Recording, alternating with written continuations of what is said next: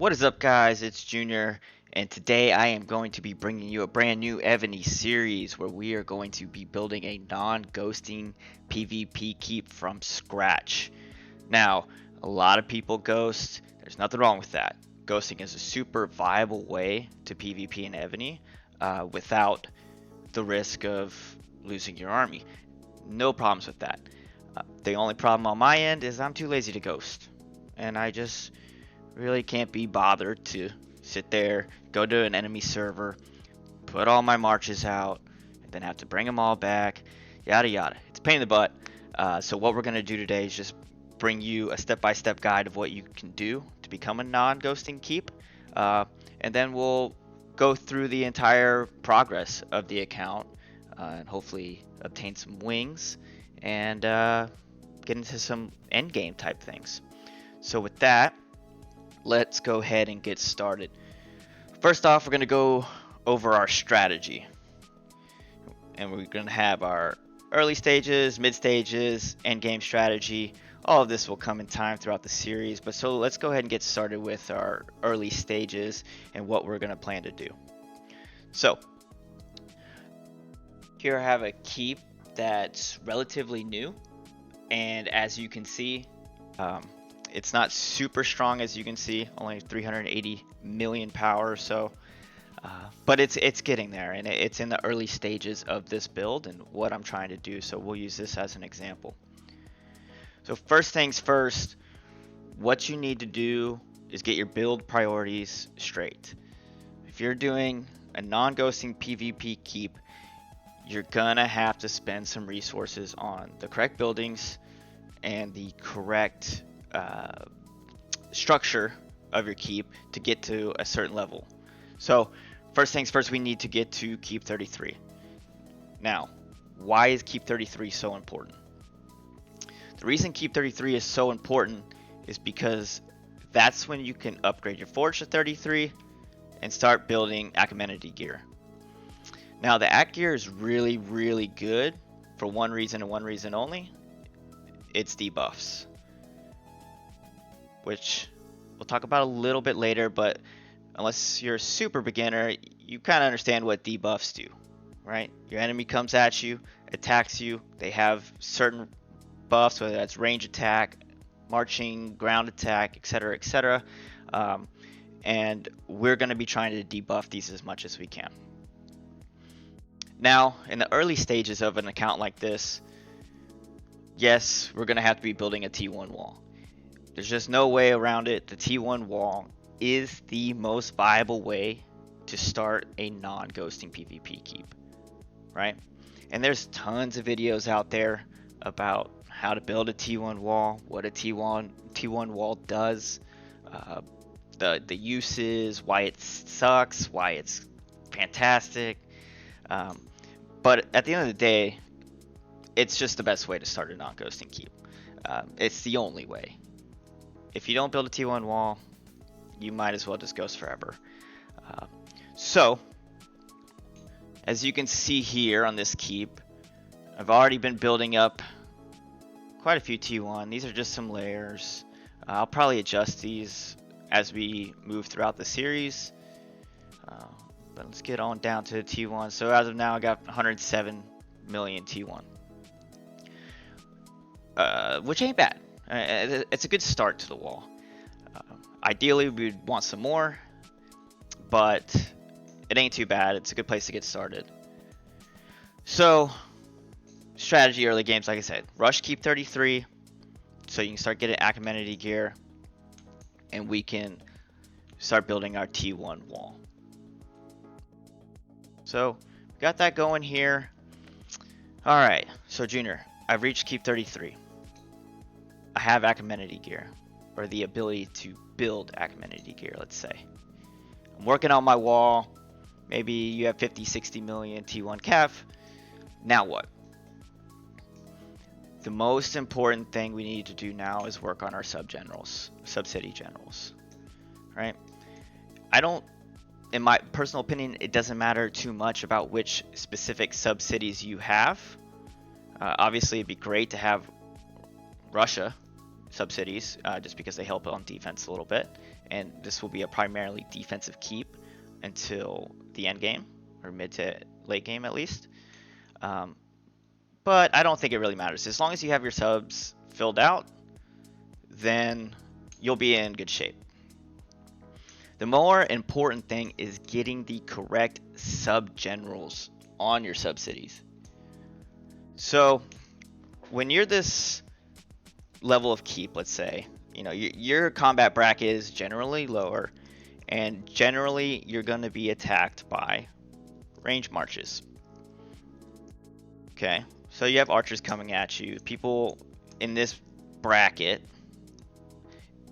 are probably working on range marches. You know, they don't have super buffs yet. They don't have many other marches, most maybe like a ground or a mount yet. So it's just very likely that you'll get hit with range. Now, not always, but very likely, right? So what you need to do is build your keep around that, knowing that it's very likely that you're going to get hit with an archer. So what's great for debuffing archers? My boy AJ here. AJ is fantastic. You get him in the tavern. He's a wonderful sub city general. I mean, you can use him from now until end game if you want. Obviously, there are better ones if you coined some, or if you get lucky in some of these events and get a sub city general. But in general, I mean, you can't go wrong with AJ here. So the reason why is because of his main skill. Reduces enemy range troop attack by 20%. That's huge. You know, you get 5-6 AJs, you're in good shape, right? But not only that, so we get our AJs, but this is where being keep 33 comes in where it's super important, right? Because then we can start building him out with full act gear, right? So as you can see here, the 6 out of 6 set bonus for the Amenity gear is enemy troop attack minus 15%. That's huge. So we're already getting 20% from his main skill, and now we're getting another 15% from having him set with the Amenity gear, right? So now we're debuffing the range attack by 35% just on this one sub city and this one general, right? So then you can imagine you do that 5 times, you're in good shape. You're going to be debuffing your opponents probably to the max amount at this level. If someone comes with 1,000 or 1,300 range archer attack buff, you could probably debuff that by 50%, which is the max. So that's our next step, is the sub cities, getting these geared up, and really just building them out completely. As you can see, I still have some work here to do on this Andrew Jackson. Need to get some more scrolls for the Amenity gear. But that'll come in time. Just keep joining those boss rallies. Eventually you'll get enough drops to where you can make some of those. Let's see if I can actually make any at this moment. Oh, before I get started, try to see if I can do that. I will say the number one AC item that you can get to start with, and I recommend everyone start with this one, is the ring. So I pulled up the ring here, and you guys should be able to see why it's super important.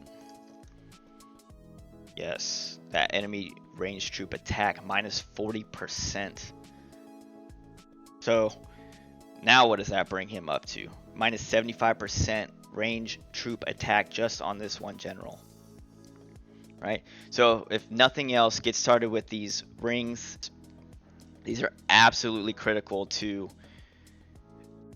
I have some gear on these guys. These are absolutely critical to debuffing range attack, which is what you're going to be hit with the most. Alright. Let's see if I can craft any more rings. Oh, perfect. So I got one ring skull here. We'll go ahead and craft one. You want to make sure that you are picking the correct AC ring, right? We're going for courageous for that enemy range troop attack debuff. This one, while debuffing enemy mounted troop HP is good, Enemy ground troop HP is easily debuffed through the other Achaemenid gear pieces. So just don't even worry about getting the fearless. Always go courageous. And let's build. Alright. Should have plenty of crafting speed up. Sure do. Alright. Let's go ahead and put this on one of the sub generals. I don't plan on using this guy. He's kind of just a placeholder for now. Now, Catherine, on the other hand, I plan on using. Let me go ahead and put that so I can eventually ascend her one day. Alright. Oh, look at that. I actually have 3 rings ready to go. Perfect. Should have checked that first. Upgrade the stars for this one. Fantastic.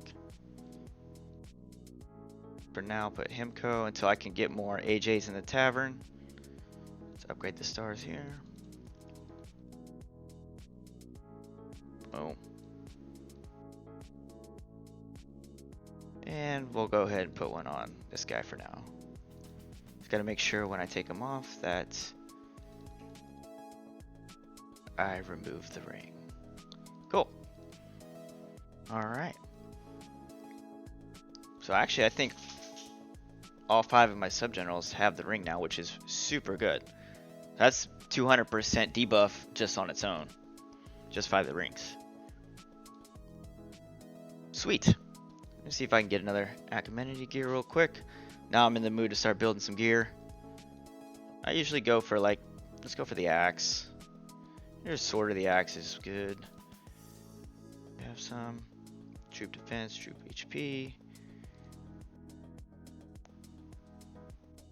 Range troop HP. Like I said, I'll probably go with the range troop HP debuff just because it's very likely we'll be getting hit with range troops. So go ahead and build that.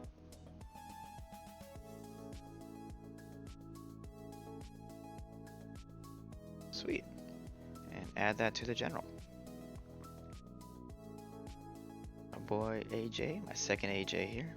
Let's upgrade that star real quick. Remember, refines on sub generals are not super important, so I wouldn't worry about that. Alright. So, I think we have a good idea of what we need to do and where we can go from here, from this starting point. Essentially, just get to keep 33 as soon as you can. Right? You're going to be joining rallies. Gather if you want to. I personally just join rallies because you're going to end up needing all the scrolls for the Achaemenid gear, plus the materials. So in general, I would say, you know, just join a bunch of rallies as much as you can. Probably stay away from like low level bosses. But you know, anything level maybe 3 and higher, just join, so that you can start obtaining all the materials and scrolls that you need. All right. So in our next video, we'll kind of go over the troop build in a little bit more detail and kind of put a plan in place of how we're going to start with our wall, but then where are we going to go from there, and how are we going to layer up our troops in a way that our T1 wall really works, right? How are we going to put troops into our keep that will defend the wall and give a lot of damage to attacking enemies. Also, we'll talk about wall generals, how to gear them up, and how to do the refines, and maybe we can just show it off and hopefully try to get some wings. So stay tuned. Video will be coming out soon. Episode 2 will be coming out soon, and see you then.